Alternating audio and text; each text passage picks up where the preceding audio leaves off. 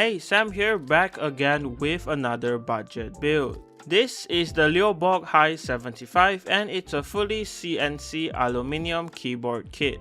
Currently on Taobao, it's priced around 200 to 300 Chinese yuan, which is around 30 to 40 US dollars, and this is depending on what color and what variant you choose. Included in the box is a greeting card from Leobog, the keyboard kit itself which is safely wrapped and protected, the Hi75 user manual that's in Chinese and English, a few indicator stickers for the keyboard, and a small accessory kit which only contains a braided and coiled cable that is Type A to Type C.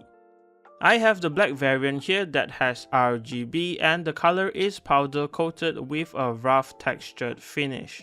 The case being CNC'd aluminum, it is quite heavy, around 1.2 kilograms or 2.71 pounds. So the keyboard is the typical 75% exploded layout, and on the top left there's a metal plaque here with their mascot on it, and it is magnetic so you can remove it if you don't like it. The knob is located on the top right corner and it has the Leobog logo here printed on it. The included plate mounted stabilizers are good, they are already looped and do not rattle, so I will be using them in the build, there's no need to change them out. The PCB here is 5-pin hot swap with a south facing layout, so most switches will fit and cherry profile keycaps won't be a problem. Here's what the lighting and the RGB looks like. There's already a few effects pre-programmed as you can see, and it's also very bright and saturated.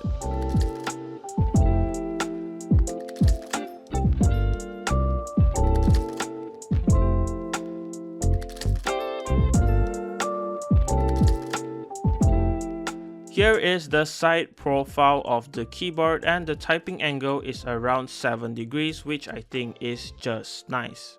There's literally no branding on the front and the back of the case, it's really clean and simple. You just get the Type-C port here at the back on the left side.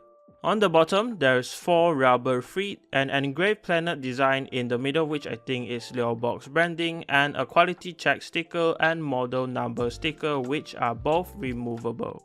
Honestly, from handling this case, I really love the powder coated finish here because it feels nice and doesn't show smudges or fingerprints. Alright, now time for the disassembly, also known as the teardown. The knob has to come out first and it's held in place very tightly, so it does require quite a lot of force to come out. This is because it's not your typical kind of knob. It comes in 3 pieces that fit together in a sequence as you can see, and the rotary module itself looks like this with a red button in the middle. Next, to remove the top case, there's 6 screws here. It's just your typical Phillips head screws, and with them out, the top keys can be lifted out. Now, before pulling the plate and PCB out, the cable connecting to the daughter board needs to be unplugged. So just pull on the holder here and the ribbon cable should slide out. For the plate and PCB, there's no screws here, so everything can just come apart, and that's all for the components of the Hi75. Alright, so here is the top case. As mentioned before, it has the magnetic piece here on the top left, and it also has a diffuser for the indicator lights on the right. Besides that, the Tamron gaskets can also be found under the top case surrounding the whole thing, so this is where the plate will mount to. This is the bottom part of the top case, and it has the daughter board here with the cable on the left. It also houses the Tamron gaskets for the plate as well, so together with the gaskets on the top, it will sandwich the plate in place. The plate included in the kit is polycarbonate and it has flex cut, so it's really flexible as you can see. And there's also 2 small pieces of foam at the spacebar to reduce the noise. This is the 5-pin hot swap south-facing PCB which also has flex cuts on it. And that thing on the top right is the rotary knob module which has the rotation and a click in the middle. On the back of the PCB, there's a PET insulation film and a piece of Tamron case stuck to the PCB already. For the hot swap sockets here, I'm not sure what brand they are using, so here's just a close-up of the sockets.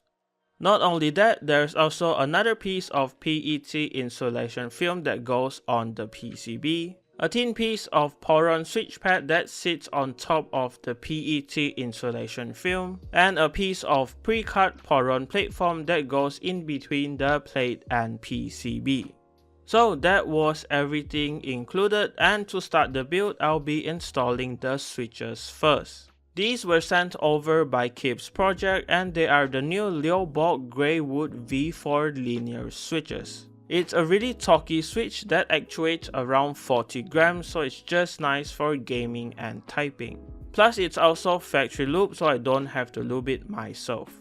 An extra thing this switch comes with is a diffuser for the RGB, and this is a comparison. It looks way better with it in my opinion. So it's a switch that comes looped, sounds awesome, and even elevates the RGB on your keyboard.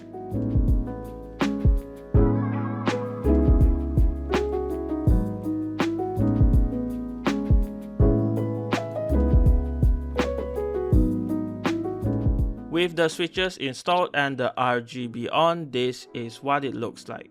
Moving on to the keycaps, I went with the Aifei white on black cherry profile keycaps.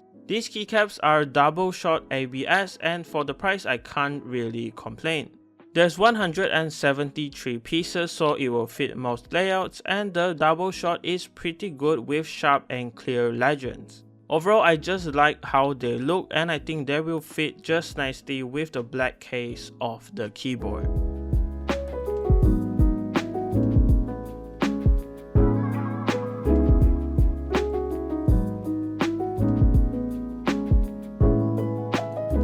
Besides the keycaps, I will also be adding this cute Artisan keycap that I found on Taobao just to add some character to the build.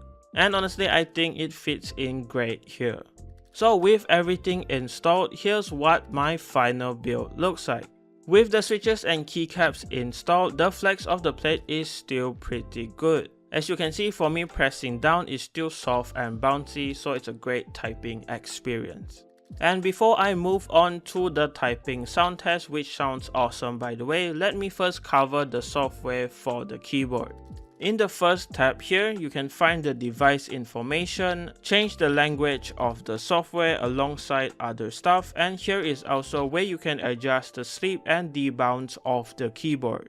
The second tab is where you do all the customizations. So here you can create different profiles for the keyboard and customize all of the different keys and layers on the keyboard.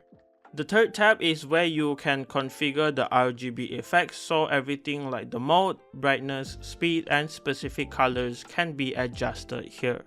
The fourth tab is for macros, so you can make new ones in the software here or add in macros that you have previously saved and just import them into the software for the keyboard. The last tab here is for RGB as well, but it is a little bit more interesting because this allows you to set your RGB to be reactive to music. So whenever you are playing games or watching videos, the keyboard will react to the audio coming out from your computer. And that was the software for the keyboard. Now enjoy the typing sound test.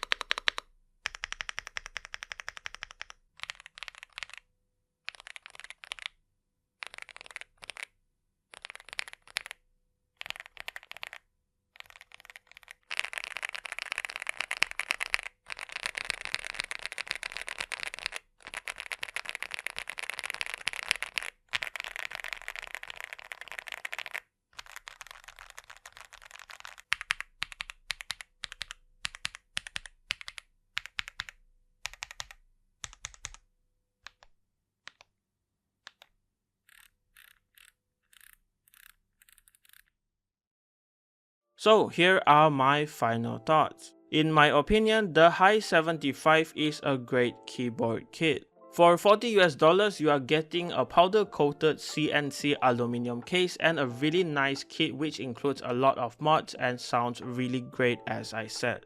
But that price is only available on Taobao where the original sellers are. So if you're not from Southeast Asia, getting it at $40 definitely will be hard.